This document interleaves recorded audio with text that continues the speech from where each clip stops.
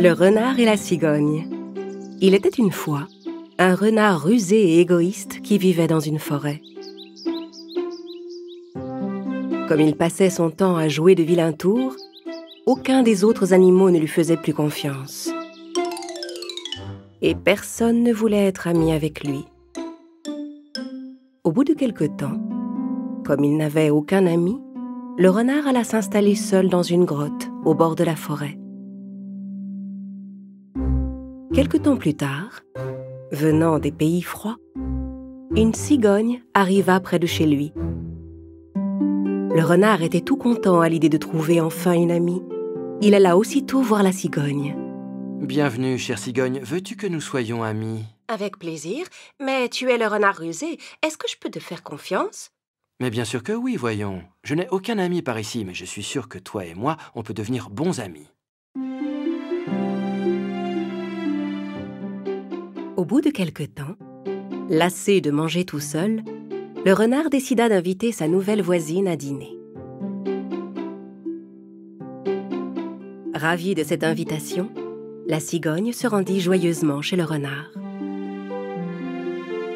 La soupe que le renard avait préparée sentait délicieusement bon. Le renard mit la table et versa la soupe dans de grandes assiettes creuses. La cigogne s'installa à table et le renard s'assit en face d'elle. « Bon appétit! J'espère que ma soupe va te plaire. » Tandis que le renard se régalait avec sa soupe, la cigogne n'arrivait pas à trouver comment manger sa soupe dans cette grande assiette. Quand elle essayait de plonger son bec dans la soupe, elle n'arrivait à attraper que de minuscules gorgées. Alors que la cigogne n'avait encore bu que quelques gouttes de soupe, le renard avait déjà fini son assiette. La cigogne était fâchée de l'attitude du renard qui ne pensait qu'à lui. Mais comme elle était son invitée, elle ne fit aucun commentaire. « Je ferais mieux de rentrer, mon ami. Merci pour ce dîner. »« Mais tu n'as même pas terminé. Tu n'as pas aimé? Bon, ne t'en fais pas. Je vais finir ton assiette. » Alors que la cigogne s'en allait, le renard s'empara de son assiette pour finir sa soupe. La cigogne rentra tristement chez elle. Ce soir-là, elle eut beaucoup de mal à s'endormir, parce qu'elle avait très faim et qu'elle était très fâchée contre son voisin. Nous sommes des animaux très différents.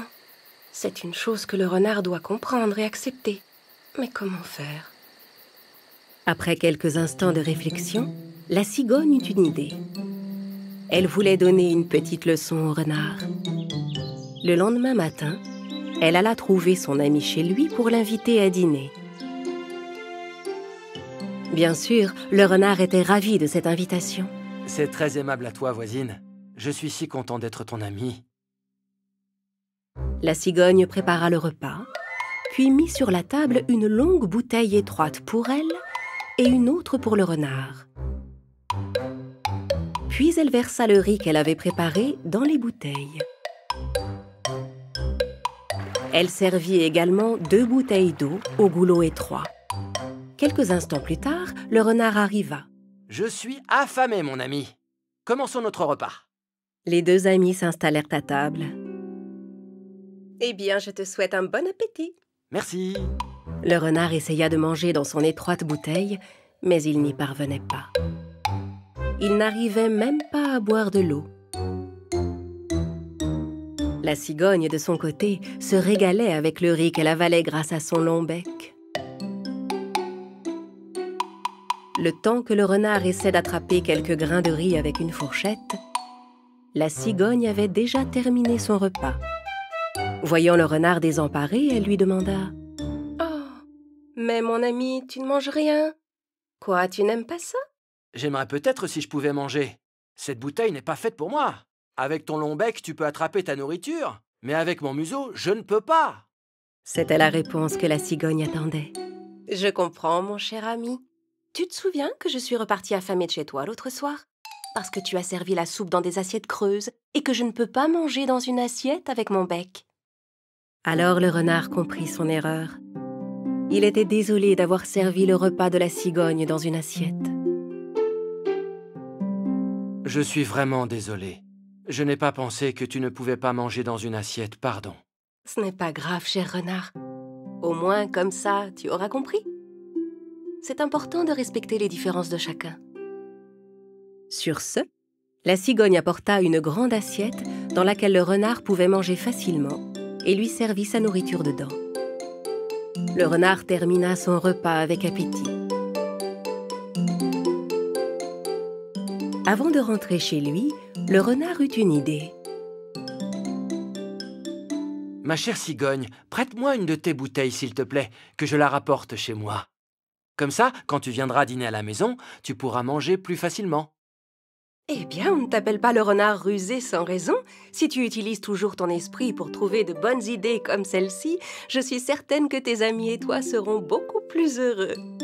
Le renard et la cigogne éclatèrent de rire.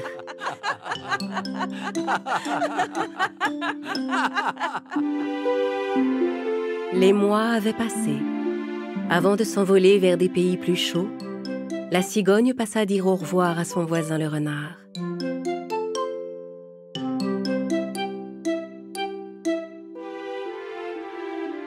Resté à nouveau seul, le renard retourna dans la forêt. Mais il n'oublia jamais les paroles de la cigogne. Il ne se montra plus jamais égoïste et devint ami avec tous les autres animaux.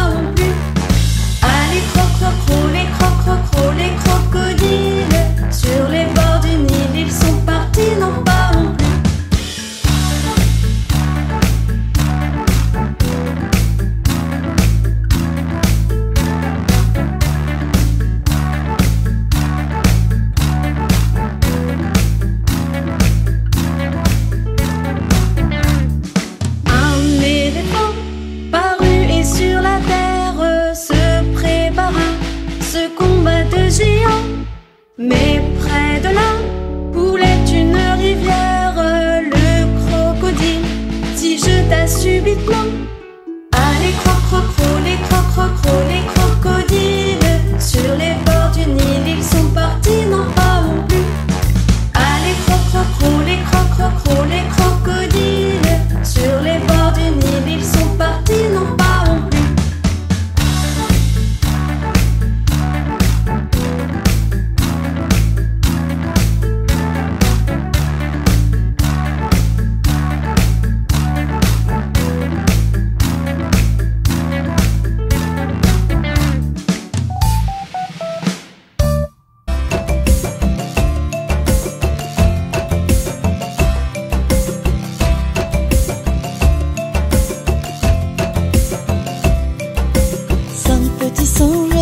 Sur le lit, un se cogna la tête sur le tapis. Maman appela le docteur et le docteur dit: plus de singes sautant sur le lit.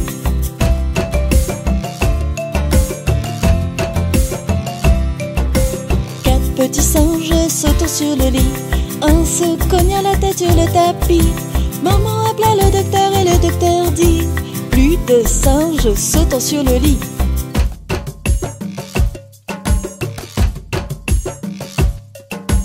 Trois petits singes sautant sur le lit. Un se cogna la tête sur le tapis. Maman appela le docteur et le docteur dit: plus de singes sautant sur le lit.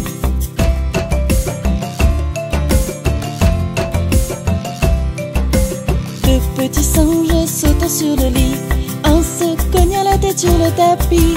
Maman appela le docteur et le docteur dit: plus de singes sautant sur le lit.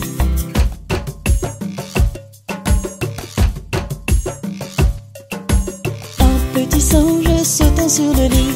Un se cogna la tête sur le tapis. Maman appela le docteur et le docteur dit: plus de singes sautant sur le lit.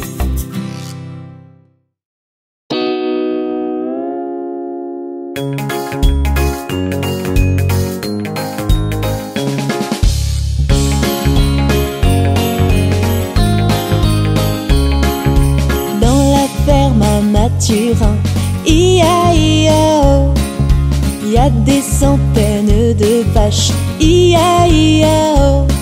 Y a des meufs par-ci, y a des meufs par-là, y a des meux, y a des meux, y a des meux. Dans la ferme à Mathurin, chacun son refrain.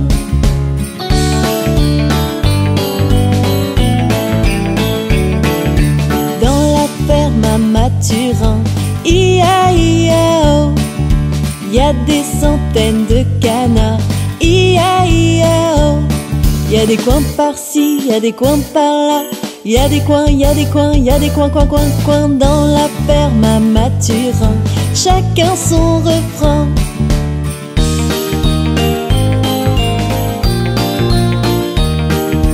Dans la ferme à Mathurin, I-A-I-A-O, y a des centaines de chevaux, I-A-I-A-O.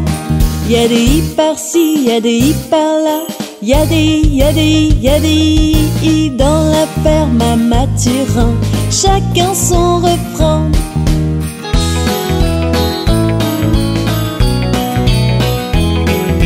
Dans la ferme à Mathurin, I-A-I-A-O, y a des centaines de moutons, I-A-I-A-O. Y a des baies par-ci, y a des baies par-là, y a des baies, y a des baies, y a des baies. Dans la ferme à Mathurin, chacun son refrain.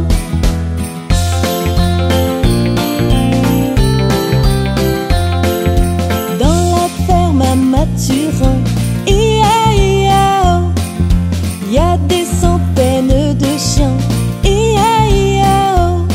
Y a des oufs par-ci, y a des oufs par-là, y a des oufs, y a des oufs, y a des ouf, ouf, ouf, ouf. Dans la ferme à Mathurin, chacun son refrain.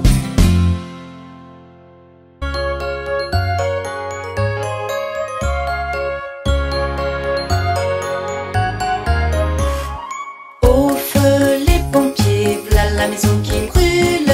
Au feu les pompiers, v'là la maison brûlée. C'est pas moi qui l'ai brûlée, c'est la cantinière.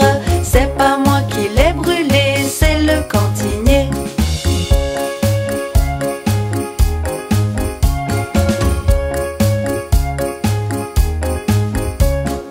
Au feu les pompiers, v'là la maison qui brûle. Au feu les pompiers, v'là la maison brûlée.